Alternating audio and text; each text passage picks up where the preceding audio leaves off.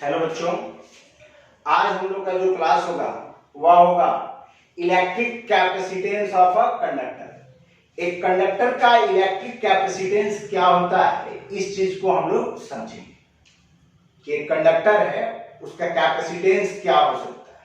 कौन सा capacitance? Electric capacitance. तो एक हम कंडक्टर लेते हैं जो आइसोलेटेड कंडक्टर है, आइसोलेटेड कंडक्टर है। आइसोलेटेड मतलब विलगत इसको कहते हैं, हर चीज से अलग। एक ऐसा कंडक्टर है जो हर से अलग है, यानी एक किसी और से प्रभावित अफेक्टेड नहीं है। इसके ऊपर किसी और कंडक्टर का ना फोर्स लग रहा है, ना ही ये किसी और कंडक्टर पे चार्ज ट्रांसफर कर पा रहा है, ना कोई अनदर कंडक्टर इसके ऊपर चार्ज ट्रांसफर कर रहा है, यानी सबसे अलग थलग है, इसलिए इसको हम बोले हैं आइसोलेटेड कंडक्टर। सपोज कि इस कंडक्टर को हम कुछ चार्ज दिए, प्लस चार्ज कुछ दिए Q। अब जैसे हमने इसको चार्ज दिया, यह क्या हो गया? पॉजिटिव चार्ज से चार्ज हो गया।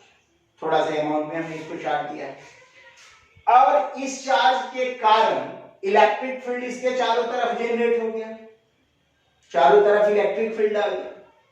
अगर हम इसको और चार्ज देना चाहें, और चार्ज अगर हम इसको दें, कुछ एक्स्ट्रा चार्ज अगर हम इसको दें,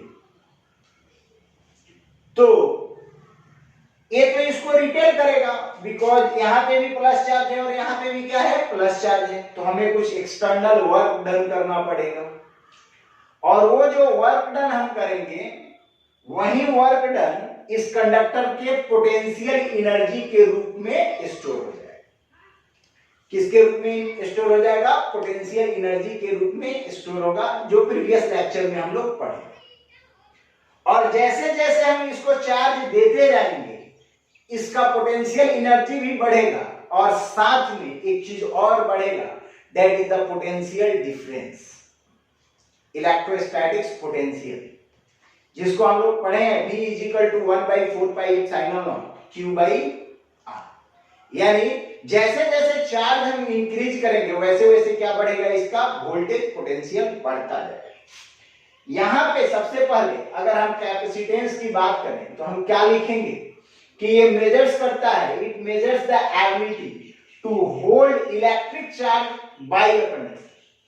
यानी ये कैपेसिटी है, एबिलिटी है किसी भी कंडक्टर के इलेक्ट्रिक चार्ज को होल्ड करने की। If we increase the charge, अगर हम चार्ज को इंक्रीज करेंगे, its potential energy and electric potential is increases.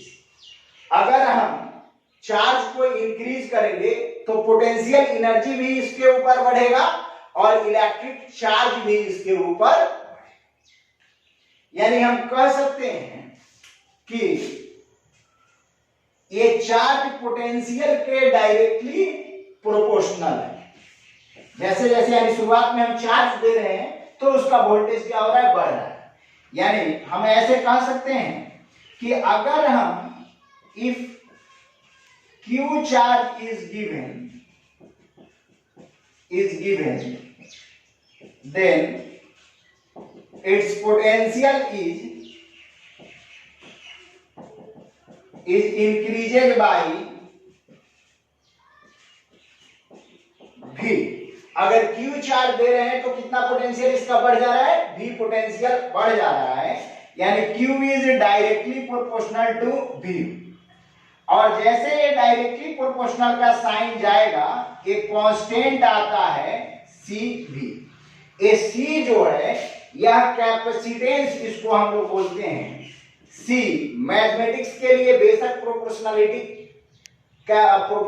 Constant है, लेकिन फिजिक्स के लिए क्या है? Electric capacitance, electric capacitance of conductor.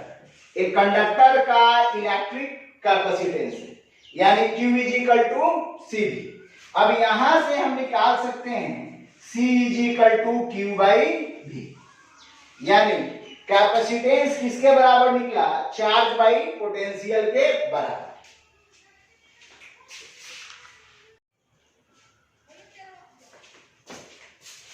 यहाँ पे हम लोग देखे C इज इक्वल टू क्या हुआ, Q by V। If V is equal to 1 volt, अगर वोल्टेज 1 वोल्ट है, then C is equal to Q। तो C किसके बराबर होगा, Q के बराबर। यानी हम कह सकते हैं कि चार्ज हमने कंडक्टर को दिया और उस चार्ज के देने से उसका पोटेंशियल कितना हो गया, 1 वोल्ट हो गया। तो वह चार्ज उस कंडक्टर के कैपेसिटी के बराबर हो रहा है, कैपेसिटेंस के बराबर। फिर से समझते हैं, चार्ज हमने कंडक्टर को दिया और उस चार्ज के कारण उसका पोटेंशियल कितना वोल्ट हुआ, 1 वोल्ट हुआ। उस टाइम जो चार्ज उसको दिए हैं, that charge becomes equal to the capacitance, वहीं उस कंडक्टर की क्या है, कैपेसिटी। यानी if amount of charge given to conductor increases its potential by 1 volt, then it is known as capacitance। तो इसको क्या बोलेंगे हम, उस कंडक्टर का कैपेसिटेंस बोलेंगे। ठीक है, अब ये कौन सा क्वांटिटी होता है, तो चार्ज भी स्केलर, पोटेंशियल भी scalar, therefore capacitance is a scalar quantity. यानी हम लिख लेंगे कि कैपेसिटेंस कैसा क्वांटिटी है, इज अ स्केलर क्वांटिटी। अब हम बात कर रहे हैं इसके एसआई यूनिट का। SI unit of capacitance, capacitance का एसआई यूनिट। तो हमें मालूम है चार्ज का 1 कूलम और वोल्ट का 1 वोल्ट, तो हम लिखेंगे कूलम बाई वोल्ट। चार्ज का कूलम और इसका वोल्ट, तो कूलम बाई वोल्ट। यानी हम ऐसे लिखते हैं कूलम पर वोल्ट। इसी को कहते हैं हम लोग फैराड, एफ से डिनोट करते हैं, फैराड एफ से डिनोट करते हैं। इस सीजीएस यूनिट ऑफ कैपेसिटेंस होता है 9 × 10⁻⁸ फैराड। ठीक वैसे जैसे स्टैट कूलम होता था, तो 9 × 10⁻11 स्टैट फैराड। अगर हमें बोला जाए कि 1 फैराड को आप डिफाइन करें, तो हम कहेंगे when Q is equal to 1 coulomb and V is equal to 1 volt, then C is equal to 1 farad. क्योंकि यहाँ पे AB1 होगा तो C is equal to 1 farad आ जाएगा। यानी हम कह सकते हैं कि जब कैपेसिटेंस को 1 कूलम चार्ज देते हैं और जिससे उसका पोटेंशियल 1 वोल्ट से इंक्रीज कर जाता है, तो उसे हम लोग क्या कहते हैं, उस टाइम के कैपेसिटेंस को 1 फैराड कहते हैं। अब अगला जो होगा वह हम लोग कैपेसिटर पढ़ेंगे नेक्स्ट लेक्चर।